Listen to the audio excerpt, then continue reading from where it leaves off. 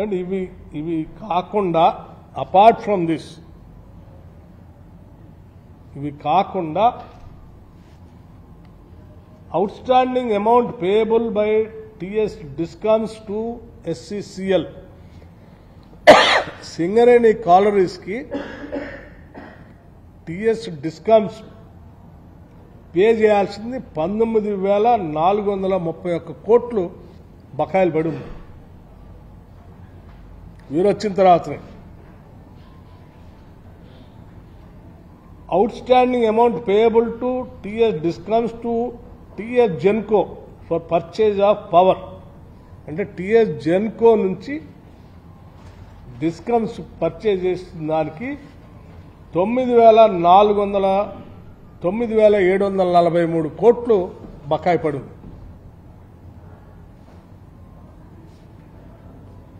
ఇంత అంటే ఇవన్నీ కలిపితే 1,10,690 కోట్లు ఇలా బకాయిలు పెట్టేసి కూర్చొని పోయి దీన్ని సర్వనాశనం చేసిపోయి ఇంకా మళ్ళీ ఎన్టీపీసీ పీపీఐ ఎందుకు చేయలేదు, యాదాద్రి ఏం చేస్తున్నారు, యాదాద్రి ఇవాళ నీ పుణ్యమా అంటూ ఇవాళ మనకు మొత్తం పవర్ అనే యావరేజ్ ఈరోజు దొరికేది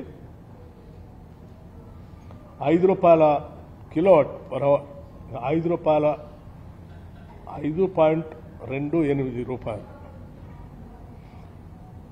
ఒకటి ₹4.95, ఒకటి ₹5.34 ఎస్సీసీఎల్.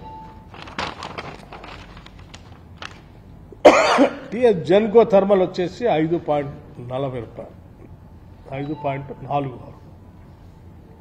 ఇటువంటి పవరు ఈరోజు దొరికేది జెన్కో థర్మల్ పవర్ పెరుగుతున్నటువంటి కోల్ ధరలకు అనుగుణంగా సంవత్సరం పెరుగుకుంటూ పోతే ఇది 2030-31 కల్లా వచ్చేవరకల్లా ₹8 నుంచి ₹9 పర్ యూనిట్ పడితే ఈ ప్రజల భారం ఎవరు కట్టాలా? కేసీఆర్ కానీ కేసీఆర్ కుటుంబం కాదుగా కట్టేది, రాష్ట్రంలో వినియోగదారులే కట్టుకోవాలి. ఆ వినియోగదారుల పైన భారం పడకుండా సాధ్యమైనంత వరకు మేము చేసే ప్రక్రియ చేస్తూ ఉన్నాం. పోనీ ఇంత ఇబ్బందులు మీరు పెట్టిపోయినా ఏమన్నా ఆయన అన్నాడు నేను బాగాలని కరెంటు పోయింది. ఆడపోయింది కరెంటు? నువ్వు కరెంటు వాడకుండా జనరేటర్ మైక్ పెట్టుకొని నీ మైక్ సరిగ్గా పని చేయకపోతే దానికి కరెంటు పోయిందని అంటే ఎట్లా? నేను లెక్కలతో సహా చెప్తున్నా. మేము అధికారంలోకి వచ్చిన కొద్ది రోజుల్లోనే ఏ నెలలో ఎంత పవర్ మేము మీకంటే ఎంత ఎక్కువ ఇచ్చింది కూడా నేను చాలా స్పష్టంగా మీ ద్వారా రాష్ట్ర ప్రజలకి దేశానికి కూడా చెప్పాలనుకుంటున్నాను. అమ్మా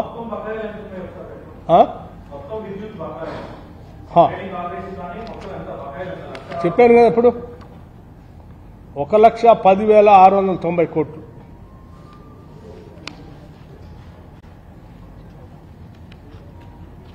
హైయెస్ట్ పీక్ డిమాండ్ మేము వచ్చిన తర్వాత ఈ నెలలో మార్చిలో మీకు చూపిస్తాం. మీకు మా వాడకం కూడా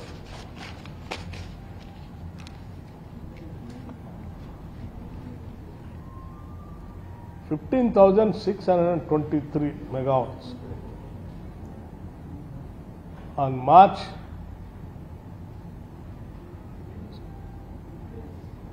2024. పీక్ డిమాండ్ కూడా మేము ఎటువంటి ఇబ్బంది లేకుండా సప్లై చేయగలిగాం. This is the highest peak demand ever so far in the state of Telangana.